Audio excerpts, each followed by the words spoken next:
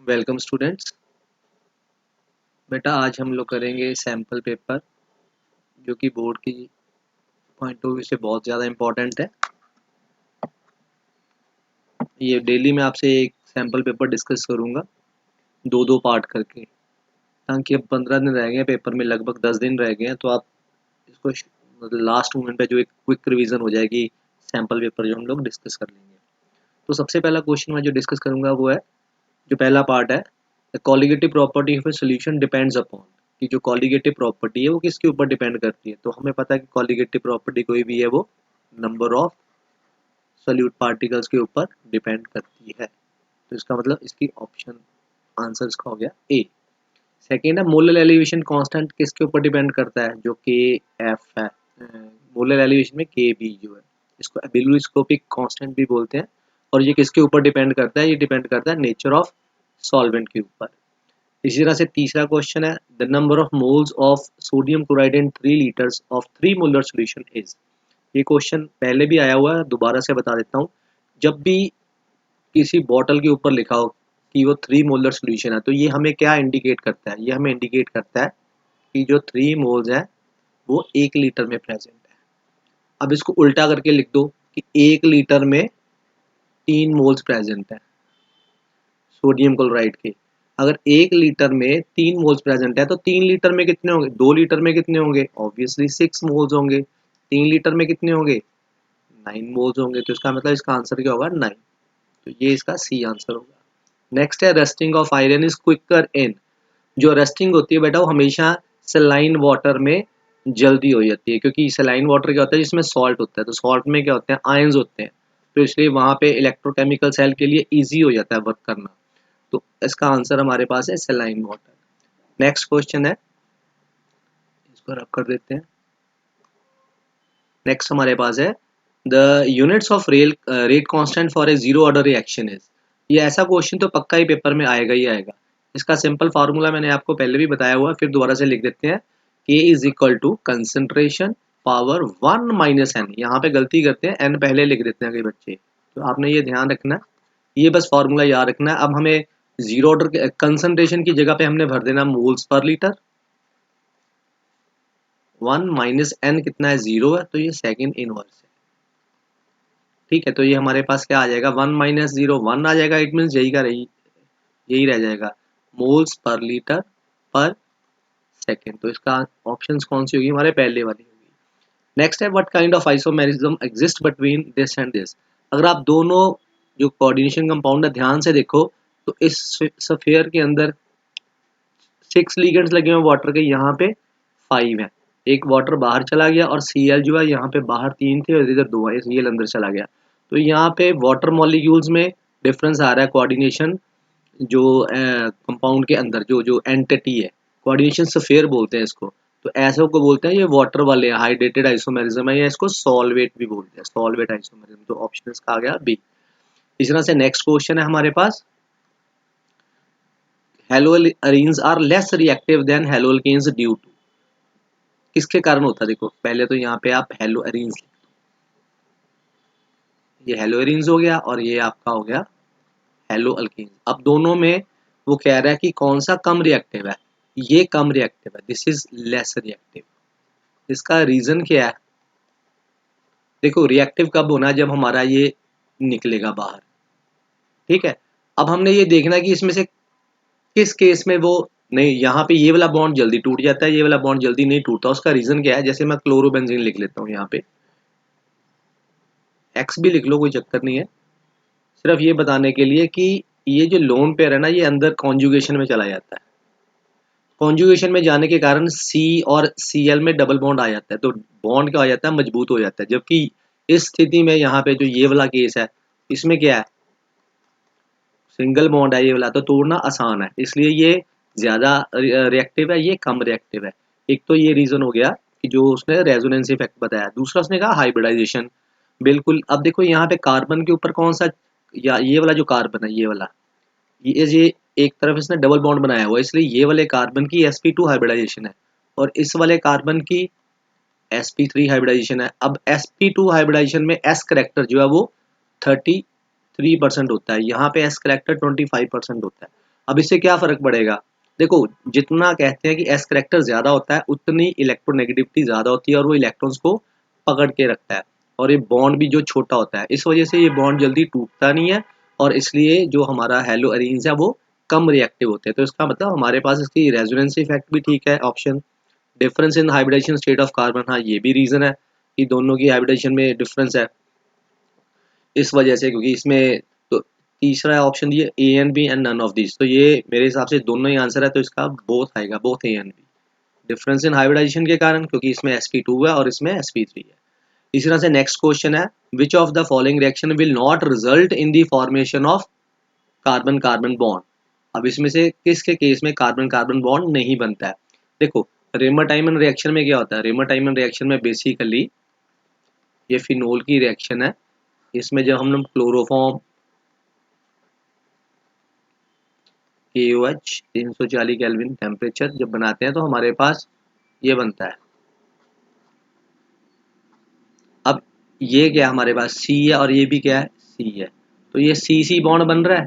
उसने पूछा कि किसके केस में नहीं बनता, will not result in the formation of, रेमर-टाइमन में तो नहीं बनता। वुर्ज रिएक्शन में क्या होता है, इसमें भी वुर्ज रिएक्शन में हमारे पास ये है, तो यहाँ पे भी आर आर मतलब कि सी सी बॉन्ड बन रहा है। तीसरा कौन सा आ गया हमारे पास, Friedel Crafts reaction. Friedel Crafts reaction में क्या होता है, यहाँ तो हम लोग असाइलेशन करते हैं या हम लोग अल्काइलेशन करते हैं, तो दोनों केस में क्या होगा, यहाँ से ये निकल जाएगा या ये निकाल दोगे तो यहाँ पे आगे सी यहाँ पे अटैच होगा, मतलब सी सी बॉन्ड बनेगा। तीनों केस में सी सी बॉन्ड बन रहा है। जबकि हम लोग जब कैनिजोरो रिएक्शन देखते हैं, कैनिजोरो रिएक्शन एल्डिहाइड शो करते हैं जिनके पास अल्फा हाइड्रोजन नहीं होता, और ये कंसंट्रेटेड सल्फ्यूरिक एसिड की प्रेजेंस में होता है, और इससे हमारे पास क्या बनता है, एक तो हमारे पास ये बनता है और एक हमारे पास ये बनता है एसिड एंड अल्कोहल। बेसिकली क्या होता है कि ये डिस्प्रपोर्शनेशन रिएक्शन है, इसकी ऑक्सीडेशन भी होती है और इसकी रिडक्शन भी होती है, एक तरफ रिडक्शन होती है और एक तरफ इसकी ऑक्सीडेशन होती है। ठीक है, तो same substance when it undergoes oxidation as well as reduction, तो ऐसी रिएक्शंस को डिस्प्रपोर्शनेशन या डिसम्यूटेशन रिएक्शन बोलते हैं। तो इसका मतलब इसमें कहाँ कहीं भी सी सी बॉन्ड नहीं बना, एक सी है ना, तो इस वजह से आंसर कौन सा होगा, इसका ए वाला होगा। ठीक है बेटा, नेक्स्ट देखते हैं, एक मिनट इसको नीचे कर देंगे।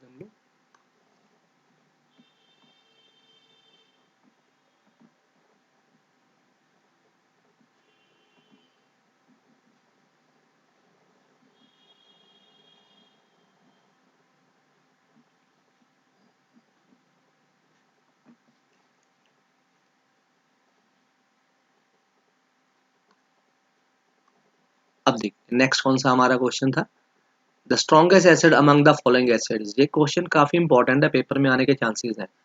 देखो उसने कहा है कि ये वाला जो एसिड है फॉर्मिक एसिड, दूसरा भी इसी तरह से दिया हुआ है CH3COOH, फिर दिया हुआ है CH3 ट्वाइस CH COOH, इसी तरह से CH3 थ्राइस CCOOH। इनमें से कौन सा एसिड स्ट्रॉन्ग है, सब सिंपल सी बात है, जब भी कोई ऐसा क्वेश्चन आ जाए कि इनमें से कौन सा स्ट्रॉन्ग है, आपने हमेशा एक वर्ड अपने दिमाग में याद रखना, कॉन्जुगेट बेस। कॉन्जुगेट बेस, क्योंकि अगर ये एसिड है तो ये क्या करेगा, ये HN छोड़ देगा, अगर ये एसिड है तो ये क्या करेगा, H आयन को छोड़ देगा, ये भी क्या करेगा, इसके जो दो मिथाइल है मैं ऐसे अलग अलग करके लिख देता हूँ ताकि आपको समझना थोड़ा सा इजी हो जाए। इसी तरह से इसके केस में भी ऐसे ही होगा।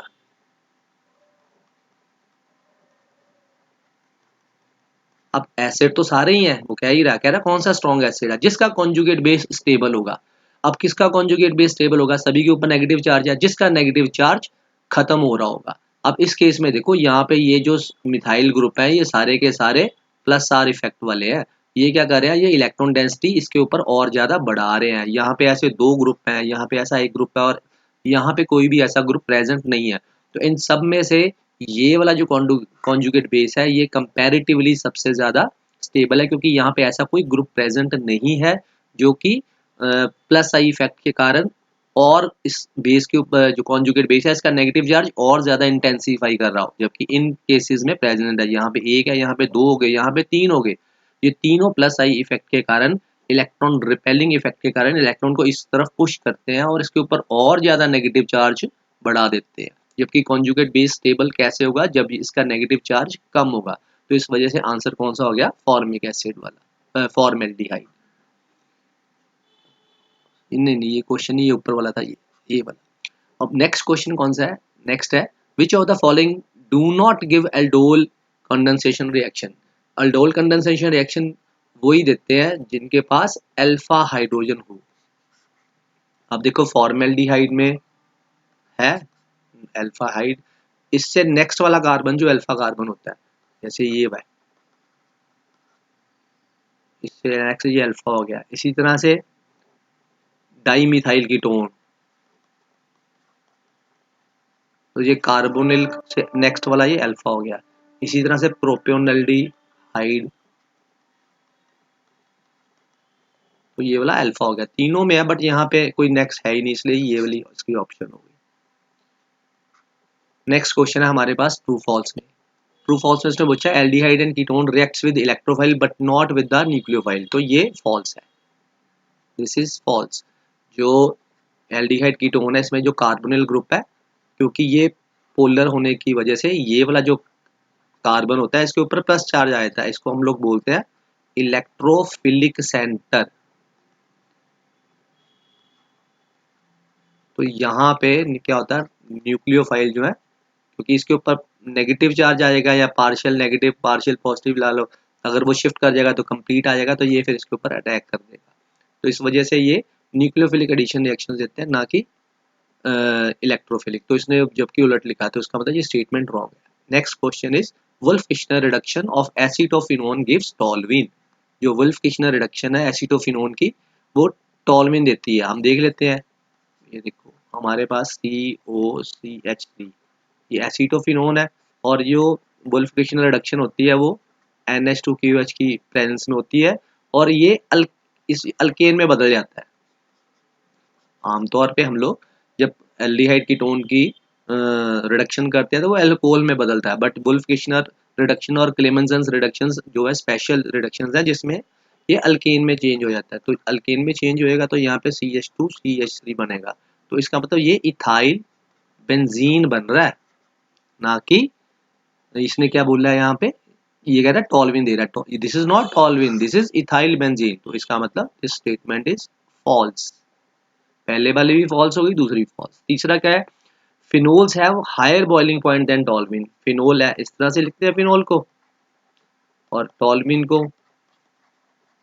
अब देखो इसमें हमें पता लग रहा है पोलर बॉन्ड है, तो यहाँ पे इंटरमोलिकुलर हाइड्रोजन बॉन्डिंग होगी, यहाँ पे नहीं होगी। तो इसका मतलब जिसमें होगी इसमें मॉलिक्यूल एक दूसरे के साथ जुड़ के रहेंगे, तो उसका बॉइलिंग पॉइंट ज्यादा होगा। तो इसका मतलब ये ट्रू है।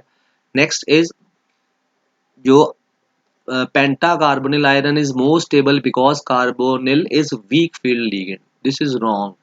वाई, कार्बोनिल तो सबसे स्ट्रॉन्ग लिगेंड है, स्ट्रॉन्ग लिगेंड है ये सबसे, और ये क्या बोल रहा है, carbonyl is a weak field ligand. So this statement is false. जो हमारे पास स्पेक्ट्रोकेमिकल सीरीज है बेटा, स्पेक्ट्रोकेमिकल सीरीज मतलब वो वाली सीरीज जिसमें हमने लीगेंड्स को अरेंज किया हुआ है उस उनकी पावर के हिसाब से। सबसे इधर को जो है वो हमारे पास कौन सा है, CO। उसके बाद फिर आता है CN, फिर उसके बाद आ जाता है आपके पास EN, फिर आ जाता है, मतलब इस तरह से आपने ऐसे ऐसे करके लिखना है, सायानाइड EN, फिर इसके बाद आ जाएगा आपका NH2। इस तरह से एक सीरीज पूरी बनी हुई है, फिर वाटर आ जाएगा। तो ये सारे वो सीरीज है जिसमें अरेंज किया हुआ है इनकी स्ट्रॉन्ग फील्ड के हिसाब से। सब क्लियर है। नेक्स्ट क्वेश्चन है स्टेटमेंट है एनर्जी फील्ड, ये वाला तो आपका आंसर हो गया false. The energy difference between the two sets of D orbital is called crystal field separating energy, बिल्कुल ठीक है। इसको मैं समझा देता हूँ। वो कह रहा है कि ये जो डी ऑर्बिटल्स होते हैं मेटल के, जब इनके पास कौन अप्रोच करता है, लीगेंड्स आते हैं, इनके पास जाते हैं बॉन्ड बनाने के लिए, तो इनकी पहले तो एनर्जी हाइपोथेटिकल स्फेरिकल पीरियड में बढ़ जाती है। फिर क्योंकि ये उसके बाद क्या होता है, ये सप्रेटिंग हो जाती है, ठीक है। तो सप्रेटिंग हो जाती है और ये जो इसको तोड़ा है या दो सेट्स में T2G and EG, T2G and EG, T2G and EG, तो इसको हम लोग क्या बोलते हैं, ये जो दो सेट्स में टूटना है that is called as crystal field splitting energy, और इसको डेल्टा ओ से लिखते हैं। ओ का मतलब होगा कि ऑक्टाहेड्रल के केस में, टेट्राहेड्रल के केस में ये ऊपर चले जाते हैं या नीचे चले जाते हैं। ऐसा क्यों होता है, इसका रीजन है ये हम बाद में कभी कर लेंगे। Next one is comprehension. Comprehension में बेटा क्या है, इसको रख कर दे, इसको थोड़ा सा, हाँ जी। कॉम्प्रिहेंशन में है वन, एक आपको पैरा दिया हुआ है, इसको अगर आप ध्यान से देखो तो उसने सबसे पहले ये क्वेश्चन किया, what is the denaturation of protein. बेटा इसको तो नाम से पहले समझो, denaturation of protein, protein की नेचर ही चेंज हो जाती है। ऐसा कब होता है, protein in its native form is subjected to physical change like change in temperature. मतलब जब भी प्रोटीन नेटिव फॉर्म में है और उसको हम लोग को इसके ऊपर फिजिकल चेंज लेके आते हैं, जैसे टेम्परेचर चेंज कर दिया तो क्या हो गया पीएच चेंज कर दी तो वो हाइड्रोजन बॉन्ड डिस्टर्ब हो जाते हैं, क्लियर है, जिसके कारण फिर वो अपनी बायोलॉजिकल एक्टिविटी लूज कर देते हैं। उसी को हम लोग क्या बोलते हैं, this is called denaturation of protein. Give examples of denaturation of protein, तो इसकी एग्जांपल कौन सी है, ये जो एग है, जब हम लोग एग को गर्म करते हैं तो उसकी ये क्या होता है, उसकी वो चेंज हो जाती है, स्ट्रक्चर ही चेंज हो जाती है। प्राइमरी स्ट्रक्चर तो इंटैक्ट रहती है, जो सेकेंडरी और टर्शरी स्ट्रक्चर है वो डिस्टर्ब, वो चेंज हो जाती है। तो उसके बाद नेक्स्ट है प्राइमरी स्ट्रक्चर रिमेन्स ड्यूरिंग, ये क्लियर नहीं है, यहाँ पे आना चाहिए प्राइमरी स्ट्रक्चर्स रिमेन, यहाँ पे मतलब आपने लिख देना इंटैक्ट, यहाँ पे लिखा हुआ इंटैक्ट। इसी तरह से नेक्स्ट है the denaturation of protein causing A change in the structure of, जब प्रोटीन की डीनेचुरेशन होती है, जब उसके ऊपर हम लोग एक फिजिकल चेंज लेके आते हैं किसी तरह का या टेम्परेचर से, तो क्या क्या चेंज उसमें आता है, उसमें सेकेंडरी और टर्शरी जो है स्ट्रक्चर हो क्या हो रही है, उसकी चेंज हो जाती है। तो आपने यहाँ पे ये लिख देना है। तो ड्यूरिंग डीनेचुरेशन होता क्या है, क्या चीज़ लूज होती है, ये अभी मैंने यहाँ पे बताया था, बायोलॉजिकल एक्टिविटीज की, प्रोटीन की लूज हो जाती है। तो यहाँ तक तो हो गया। अब हम नेक्स्ट क्वेश्चंस करते हैं, इसको नीचे कर लें।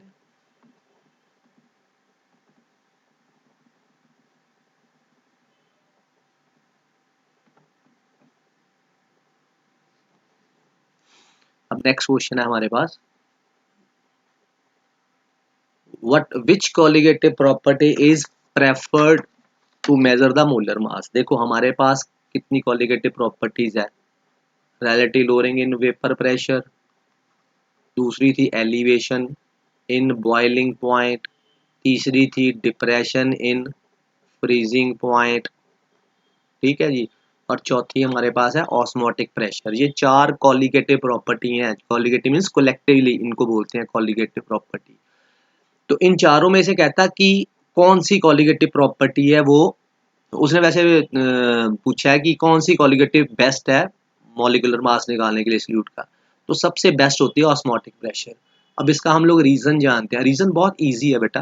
देखो मैं आपको यहाँ से बता देता हूँ, जैसे हमारे पास डेल्टा टी भी होता है के बी इंटू एम, तो इसी तरह से डेल्टा टी एफ क्या होता है के एफ इंटू एम, और ये क्या होता है P not minus P over P not is equal to X two, और ये क्या होता है pi is equal to C R T. कहता है जो, अगर आप ध्यान से देखो ना, अगर आप इनके न्यूमेरिकल्स करोगे या आप देखते होगे कि यहाँ पे जब भी सपोज करो कि दो अलग अलग चीज़ ले लेता हूँ, यहाँ पे मैंने पानी लिया, उसका 100 डिग्री तापमान है, मतलब वो बॉयल होता है 100 डिग्री पे।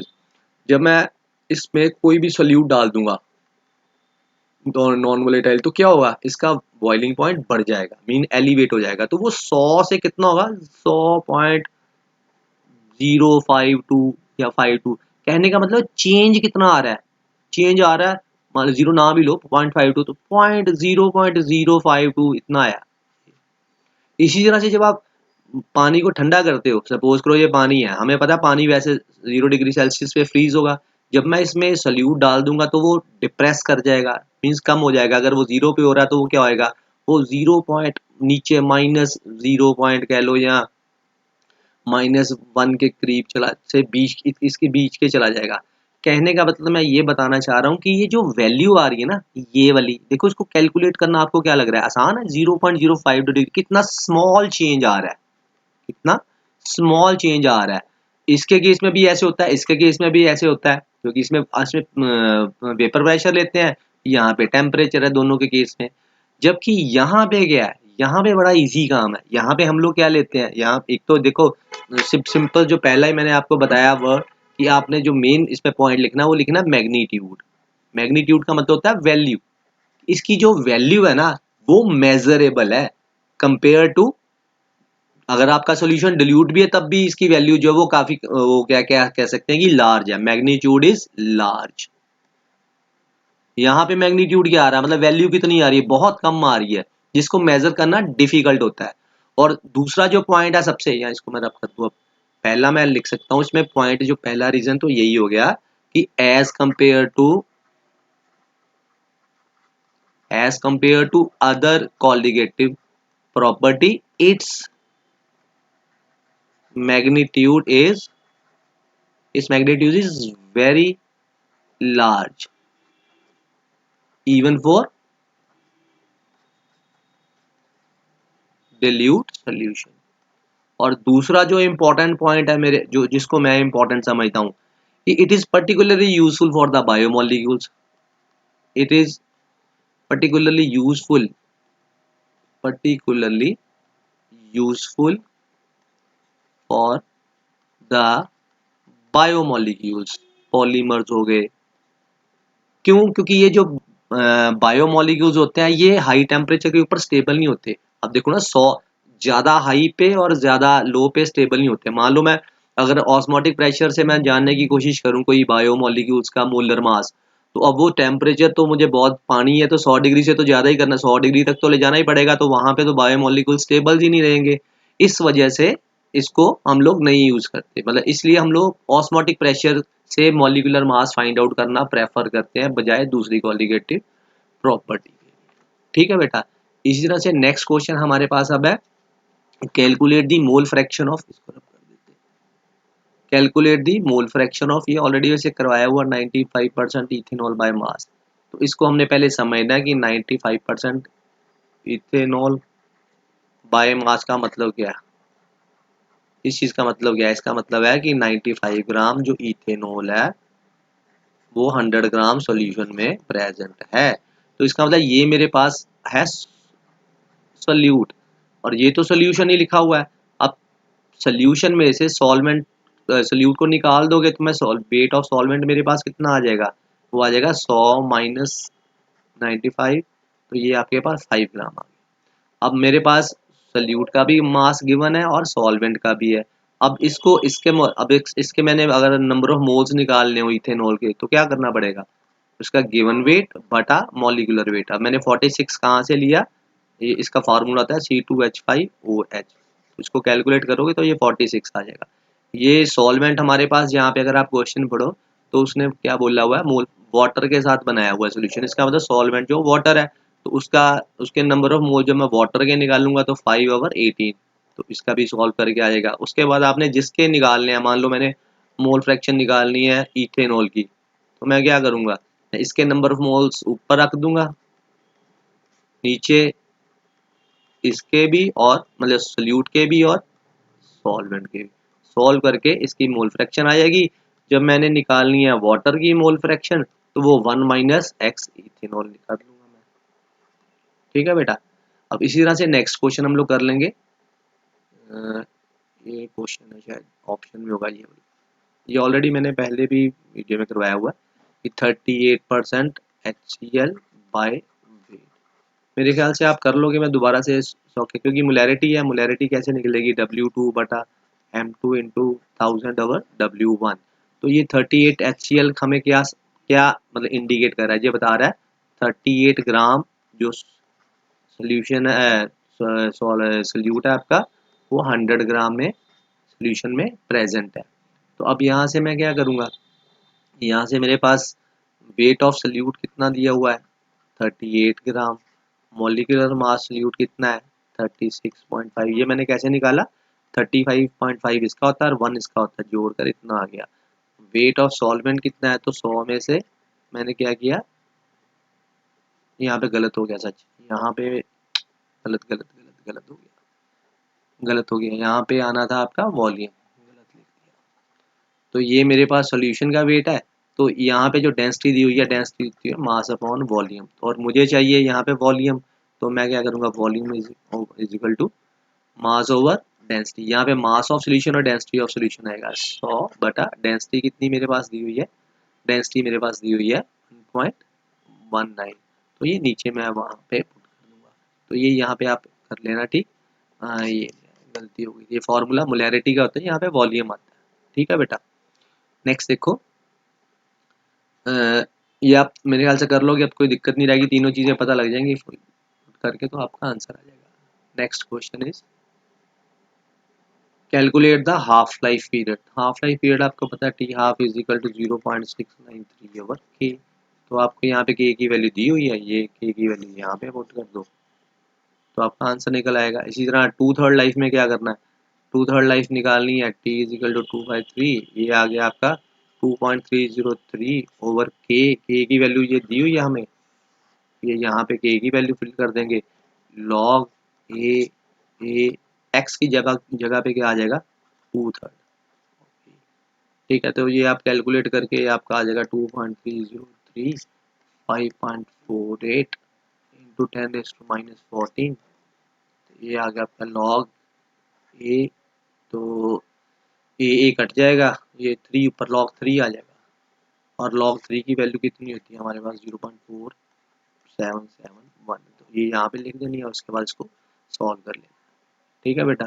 नेक्स्ट क्वेश्चन हमारे पास है डिफाइन स्यूडो ऑर्डर रिएक्शन। तो स्यूडो ऑर्डर रिएक्शन कौन सी होती है, रिएक्शन मैं लिख देता हूँ, लिखना, reaction that appears to be first order, appears to be first order but is actually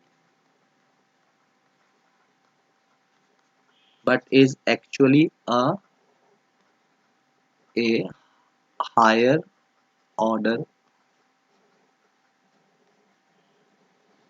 reaction, ठीक है। तो इसमें हम लोग एसिडिक जो हाइड्रोलिसिस है एस्टर की, मैंने आपको ये पहले भी डिस्कस किया हुआ क्वेश्चन, एसिडिक हाइड्रोलिसिस करते हैं हम लोग, एग्जांपल ऑफ एस्टर। इसमें वाटर जो है एक्सेस मात्रा में होता है, रिएक्शन भी लिख देता हूँ RCOR। तो जब इसकी हम लोग एसिडिक हाइड्रोलिसिस करते हैं, तो ये हमारे पास RCOOH प्लस ROH ऐसे अल्कोहल एंड एसिड बनता है। तो ये जो है देखने में पता लग रहा है कि ये सेकंड ऑर्डर रिएक्शन होनी चाहिए, बट एक्चुअल में ये फर्स्ट ऑर्डर रिएक्शन होती है, ठीक है। तो ये हमें लगता है कि ये इस तरह से रिएक्शंस को बोलते हैं स्यूडो भी बोलते हैं, स्यूडो ये लिखा हुआ है, स्यूडो फर्स्ट ऑर्डर। स्यूडो का मतलब होता है फॉल्स, जो चीज़ नज़र आ रही है पर वो है नहीं है, ठीक है। जैसे स्यूडो सॉलिड में हम लोग बोलते हैं इसको ग्लास को, ग्लास बेसिकली क्या है, सुपर कूल्ड लिक्विड है, बट हम तो कहते हैं ना सॉलिड, ग्लास कैसी स्टेट में है, तो हम कहते हैं देखो जी सॉलिड है, बेसिकली वो सुपर कूल्ड लिक्विड। इस तरह से नेक्स्ट क्वेश्चन है बेटा, cell constant and write their units. Cell constant क्या होता है, अब इसकी स्टेटमेंट याद करने की जरूरत नहीं है, आपको सेल कांस्टेंट बताना चाहिए, हम जी से रिप्रेजेंट करते हैं, दिस इज एल ओवर ए। अगर आपसे पूछा जाए इसकी डेफिनेशन बताओ, तो आप क्या बोलोगे कि ये क्या है, एक रेशो है, अनुपात है, किसका, लेंथ का और ए का। लेंथ किस में होनी चाहिए, जैसे ये मान लो आपके पास ये दो रॉड लगा दें, तो इनके बीच की जो दूरी है that is called as length. तो हम लोग क्या लिखेंगे, ratio of the distance between, ratio of the distance between the, किन के बीच में डिस्टेंस है, दो इलेक्ट्रोड्स के बीच में, टू द, अब इस लाइन के लिए क्या बोलेंगे, टू द, नीचे क्या आ गया, area of cross section of the electrode, to the area of cross section of the electrode. तो ये आप इसकी डेफिनेशन लिख दो। अगर यूनिट्स भी पूछते हैं तो लेंथ के यूनिट्स क्या होते हैं, सेंटीमीटर, और एरिया के क्या होते हैं, centimetre into centimetre, centimetre square. तो ये कट गया तो हमारे पास क्या आ जाएगा, 1/4 सेंटीमीटर जहाँ आ जाएगा सेंटीमीटर इनवर्स। ठीक है बेटा। इसी तरह से नेक्स्ट क्वेश्चन है एम्बिडेंट लिगेंड। एम्बिडेंट लिगेंड्स कौन से होते हैं? वो बोले लिगेंड जिनके पास दो डोनर साइट्स होती हैं और वो एक टाइम पे एक के थ्रू ही लिगेट कर सकते हैं। ठीक है, ligands which can ligate through two different atoms, ऐसे भी कह सकते हो आप। जैसे NO2 नेगेटिव हो गया, SCN हो गया। अब जैसे ये मैं इसको ऐसे बना के दिखाता हूँ।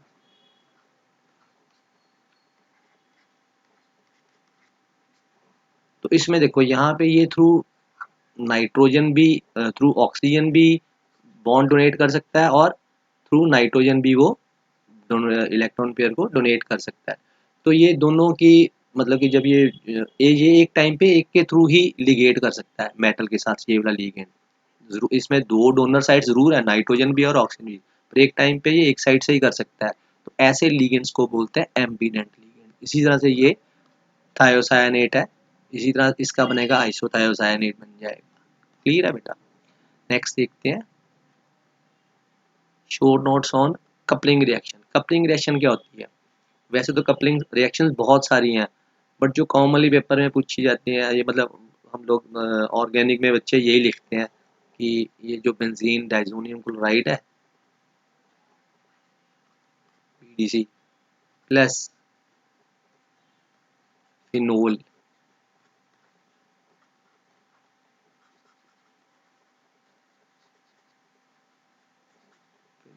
ठीक है। तो यहाँ से कपल क्या होता है? कपल शब्द का मतलब क्या होता है? जोड़ा बनना। तो यहाँ से Cl निकलता है, यहाँ से H निकलता है, तो ये हमारे पास इस तरह की रिएक्शन आ जाती है।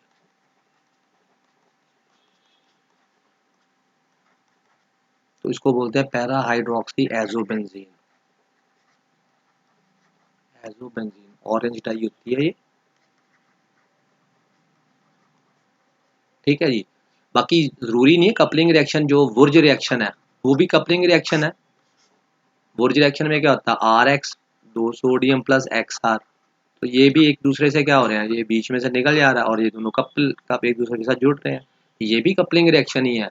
जो आपकी अल्मेन रिएक्शंस है जिसमें आइडोबेंजीन को एक दूसरे के साथ कंबाइन करवाते हैं in the presence of copper, तो वो भी कपलिंग रिएक्शन ही है सारी कपलिंग रिएक्शंस, बट कॉमनली ये बच्चे लिखते हैं। क्लियर है। उसके बाद नेक्स्ट है बेटा ether possess dipole moment even if the alkyl radicals in the molecule are identical. इसका बता देते हैं क्या है। एक minute. Ether possess dipole moment even if the alkyl, हाँ जी, आर आइडेंटिकल। कहता है जो ईथर है इसकी डाइपोल मोमेंट होती है, हालांकि दोनों ग्रुप इसके आइडेंटिकल है। वो ऐसा क्यों कहना चाह रहा है? क्योंकि दोनों सेम होने की वजह से कोई होनी नहीं चाहिए, जबकि ऐसे होता है कि इनकी डाइपोल मोमेंट, एक तो इसकी स्ट्रक्चर क्या है? बेंड, इसका 110 डिग्री के करीब लगभग है। इसकी इधर से ये डाइपोल मोमेंट इसकी इस वजह से है, क्योंकि इसकी बेंड स्ट्रक्चर है। और जो सी और ये जो सी का मतलब आर जो है बेसिकली कार्बन चेन ही है ना। सी और बॉन्ड क्या होता है? पोलर होता है। इसकी इलेक्ट्रोनेगेटिविटी ज़्यादा है, इसकी कम है, इसलिए डाइपोल मोमेंट इस तरफ से इस तरफ की तरफ हम लोग लिखते हैं। नेक्स्ट क्वेश्चन है what is formalin solution and give its one use. Formalin solution होता है बेटा 40% aq solution of HCH। Formaldehyde का 40% जो सोल्यूशन है एक्व सोल्यूशन पानी में डाला तो उसको फॉर्मालिन सोल्यूशन कहते हैं। और आमतौर पे ये प्रिजर्वेटिव्स के रूप में यूज़ करते हैं। जो हमारे जैसे बायो वाले बच्चे लैब्स में जाते हैं तो स्पेसिमेंस को उन्होंने एक जार के अंदर रखा होता है, ऊपर से बंद होता है, बीच में लिक्विड लिक्विड होता है, वो फॉर्मालिन सोल्यूशन होता है। ठीक है बेटा। इसी तरह से नेक्स्ट हमारे पास है, हाँ जी, तो नेक्स्ट है हमारे पास 9th क्वेश्चन, जिसमें उसने ये कहा है कि जो C डबल बॉन्ड C है और ये वाला है, दोनों में क्या डिफरेंस है?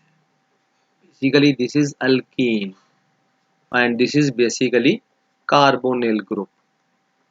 अब दोनों में क्या डिफरेंस है? हमें पता है कि ये जो कार्बोनिल ग्रुप होते हैं, देखो यहाँ पे दोनों की इलेक्ट्रोनेगेटिविटी सेम है, इसलिए ये जो है alkene undergo basically addition reaction या इलेक्ट्रोफिलिक एडिशन रिएक्शन। और ये यहाँ पे क्योंकि ये इसके ऊपर नेगेटिव है, इसके ऊपर पॉजिटिव आ जाएगा, तो इस इलेक्ट्रोफिलिक कार्बन के ऊपर न्यूक्लियोफाइल अटैक कर सकता है। तो इसलिए और एक इस यहाँ पे जाएगा पार्ट, एक पार्ट यहाँ पे जाएगा, तो यहाँ पे जो होती है न्यूक्लियोफिलिक एडिशन होती है, मतलब सबसे मेन पॉइंट तो यही है। जबकि अच्छा और एक चीज़ है, अगर मान लो मैं इसकी रिडक्शन करूँ, जैसे ये कार्बोनिल है मेरे पास, एक मिनट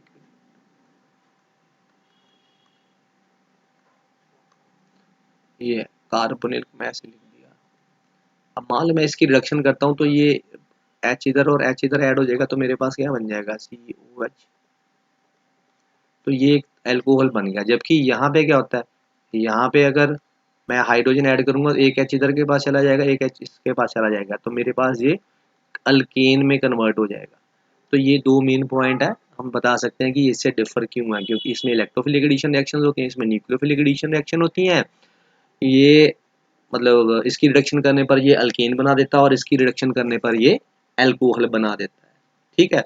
बाकी इसमें हम लोग हेलोजन्स को ऐड कर सकते हैं, हेलोजन एसिड को ऐड कर सकते हैं, जबकि इस साइड पे ये चीज़ें ऐड नहीं कर सकते हैं हम लोग। ठीक है बेटा। नेक्स्ट क्वेश्चन है हमारे पास कार्बाइल अमीन रिएक्शन। तो यहाँ पे देखते हैं क्या कार्बाइल अमीन रिएक्शन क्या होती है। इसको आइसोसाइनाइड टेस्ट के नाम से भी जानते हैं। इसमें क्या होता है, आपके पास जो अमीन है, इसमें हम लोग क्लोरोफॉर्म और KOH डालते हैं, और हमारे पास प्रोडक्ट में क्या बनता है, RNC isocyanide plus 3KCl plus 3 water. ठीक है। उसके बाद नेक्स्ट है, यहाँ पे हम आर मतलब एलिफेटिक अमीन्स भी ले सकते हैं, और हम लोग यहाँ पे इसकी जगह पे एरोमेटिक अमीन्स भी ले सकते हैं। अगर यही सारी चीज़ें मैं मतलब क्लोरोफॉर्म और बेस इसमें डालता हूँ, तो फिर मेरे पास फिनाइल आइसोसाइनाइड बन जाएगा। ठीक है।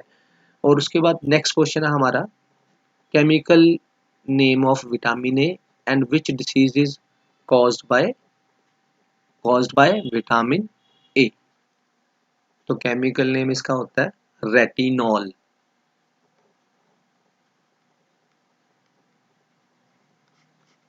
ये विटामिन ए का केमिकल नेम हो गया। और इसको किसकी इस कौन सी डिसीज होती है, इसकी डेफिशिएंसी, तो नाइट ब्लाइंडनेस, जो बहुत ही इंपॉर्टेंट, मतलब सुना होगा आपने नाइट ब्लाइंडनेस। ठीक है। इसे नेक्स्ट है, give one example of Gattermann reaction. ये मैंने आपको पहले भी करवाई थी, गेटरमैन रिएक्शन। बेंजीन डाइज़ोनियम क्लोराइड, इसमें कॉपर पाउडर और HCl ऐड करेंगे, या HBr भी कर सकते हैं, तो हमारे पास क्लोरोबेंजीन जो है वो बन जाएगी। नेक्स्ट है difference between week field ligand and strong field ligand. अभी मैं बता चुका हूँ कि जो स्ट्रॉन्ग फील्ड लिगेंड होते हैं, ये लो स्पिन कॉम्प्लेक्स बनाते हैं और स्प्लिटिंग ज़्यादा करते हैं। क्रिस्टल फील्ड स्प्लिटिंग जो है वो ज़्यादा करते हैं, हमें दूर दूर भेजते हैं उनको स्प्लिट करके। जबकि यहाँ पे क्या होता है, वीक फील्ड के केस में स्प्लिटिंग कम होती है। क्लियर है, क्योंकि फील्ड की कम वीक होने की वजह से ज़्यादा दूर दूर एक दूसरे से नहीं जा पाते हैं। और जो और इस केस में क्या होता है कि ये पेयरिंग एनर्जी से भी कम होती है, इसलिए फिर इलेक्ट्रॉन पेयर नहीं हो पाते, क्योंकि वो अपनी एनर्जी को यूज़ नहीं कर, इतनी होती नहीं कि वो पेयर करवा लें। तो फिर वीक फील्ड के केस में इलेक्ट्रॉन जो है, जैसे यहाँ पे 3 या 2 है, तो इलेक्ट्रॉन चौथा इलेक्ट्रॉन जब जब 3 भर जाते हैं, तो चौथा जब भरना होता है तो वो ऊपर चला जाता है। क्लियर है। तो सिंपल आपने मतलब ये बताना है कि वीक फील्ड और स्ट्रॉन्ग फील्ड में क्या होता है। वीक फील्ड में, स्ट्रॉन्ग फील्ड में जो स्प्लिटिंग ज़्यादा होती है, और वीक फील्ड में जो है डी ऑर्बिटल्स की स्प्लिटिंग कम होती है। उसके बाद नेक्स्ट क्वेश्चन है कि कॉपर को ट्रांजिशन मेटल कंसिडर करते हैं, इसका क्या रीज़न है। किसी भी एलिमेंट को ट्रांजिशन मेटल तभी बोलना है अगर वो अपनी एलिमेंट्री स्टेट में या किसी भी कॉमन ऑक्सीडेशन स्टेट में उसके इनकम्प्लीट डी ऑर्बिटल होने चाहिए। सिंपल सा फंडा है। इनकम्प्लीट, अब देख लेते हैं कॉपर की कॉन्फ़िगरेशन क्या होती है। कॉपर की कॉन्फ़िगरेशन है यहाँ तक 4s1 3d10। अब कॉपर की अगर नॉर्मल कॉन्फ़िगरेशन देखो तो यहाँ पे तो डी ऑर्बिटल फील्ड है, तो इसको ट्रांजिशन मेटल कंसिडर नहीं करना चाहिए था। जब इसकी हम लोग कॉमन ऑक्सीजन स्टेट देखते हैं, कॉमन ऑक्सीजन स्टेट इसकी क्या होती है, कॉपर 2 पॉजिटिव। तो इसमें हम लोग क्या देखते हैं, इसमें इसकी इनकम्प्लीट डी ऑर्बिटल्स होते हैं, इस वजह से ये इसको हम लोग ट्रांजिशन मेटल कंसिडर करते हैं।